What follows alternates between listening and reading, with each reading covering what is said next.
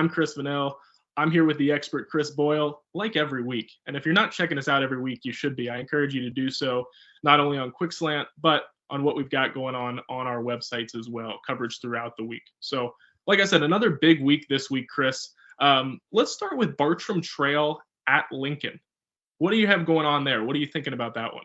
Well, I think Bartram's just been super impressive defensively, all but for a half this year. They've been almost impenetrable. They've barely given up any points. They've hounded opposing quarterbacks. They made it really tough on DeMarcus Creasy and Malin, particularly in the red zone last week. They only gave up 3 points on 5 red zone possessions, which is crazy.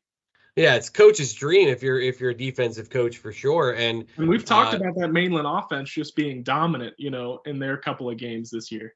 Yeah, and they limited the scoring. That's going to be the task when you face Mainland this year, is keeping them out of the end zone, and they did it with flying colors. So this is kind of another situation in which you're taking on a team that's done nothing but post pretty ludicrous offensive stats this year in Lincoln. Now, granted, I don't think that the schedule's been all that difficult for Lincoln. They put up 71 on Godby, a crosstown rival. It's taken a little bit of a dip over the years. They put 78 on Palm Beach Lakes, 33-0 over a winless Gadsden County team last week.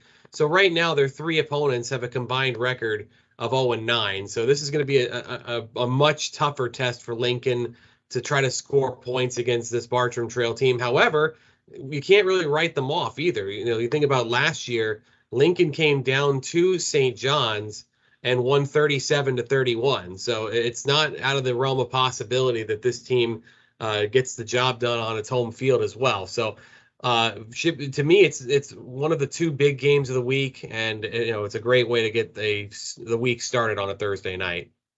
If you're scoring 78 points against anybody, that's called getting it done. It certainly is.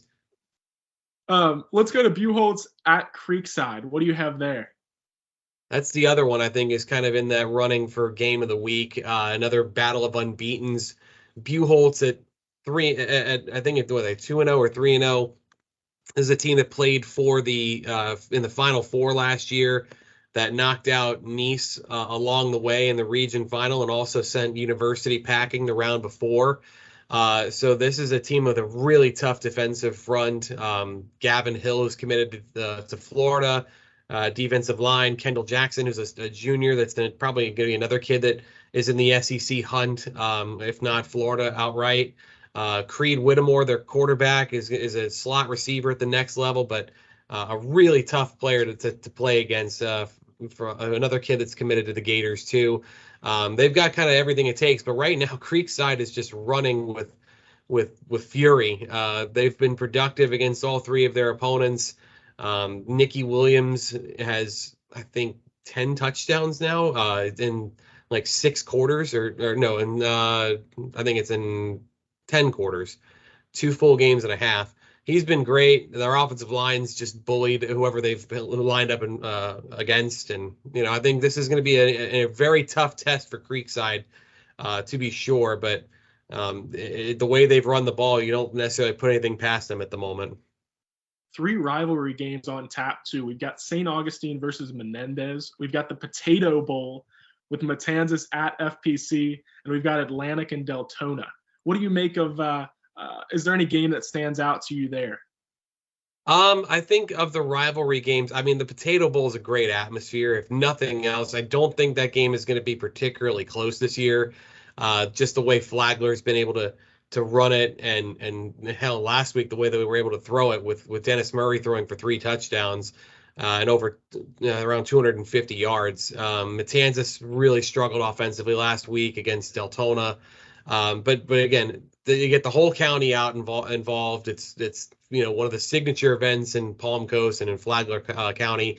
So there will certainly be cause for, there will certainly be a great environment for that game to be played in. Whereas the other games, I think Menendez has a tough task with St. Augustine.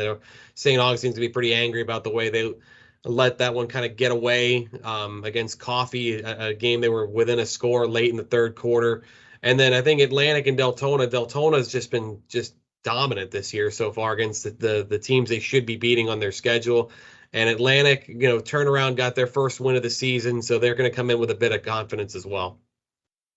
FBC is the new #1 in your power rankings, correct? We got a change at the top. There is a change at the top, yes, and I really thought Bartram. I gave Bartram a lot of consideration there. I was thinking, like, you beat the #1 team, you probably could be and maybe even should be #1. Flagler's done nothing to change my opinion of them in the course of the last 3 weeks. I mean, beating Spruce Creek on the road by 3 touchdowns is a very, very impressive win. And they'll play Mainland. They'll turn right around and play them on Monday. So that'll be a really good barometer of how those teams legitimately stack up. They don't play head-to-head, unfortunately, Bartram and Flagler, but you'll have a common opponent, if nothing else, by this time we record next Monday. Send all hate to both of us. Just send it to us if you're angry about the power rankings. Send us the hate. We love it. Spruce Creek at Jackson, Andrew Jackson. Excuse me, that's easy for me to say. Spruce Creek has lost their last 2. They're looking to get back on track. That's another one that I've got my eye on. Ponte Vedra at Middleburg. Ponte Vedra's still 0-2, looking for their first win, coming off a bye, I believe. Yeah. And then Nice hosting Fletcher. Nice is 0-3 as well, looking for their first win. And Fletcher beat them last year for the district title. So another big one there that there's probably going to be no love lost in. Sure. Yeah, that's going to be a game that Nice really wants. They lost that game right at the end last year, and it cost them home field advantage in the first round. It didn't really matter in the end. I mean, they went on the road. They went to Spruce Creek. They went to Niceville and won both of those games. So in the end, it ended up kind of being a wash, maybe a more favorable draw. You never know. But certainly they want to try to get on the board. They're 0-3.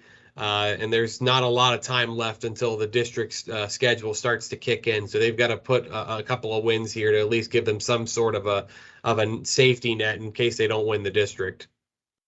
That's all we've got this week. Thanks again for joining us, everybody. You can follow Chris Boyle on Twitter. Chris, what's your handle? At Chris Boyle DBNJ. Okay, beautiful. I'm Chris A. Vinel on Twitter. Chris is going to be at the Daytona Atlantic game. I'll be at the Potato Bowl, and we'll have coverage from around the area. Tune in next week.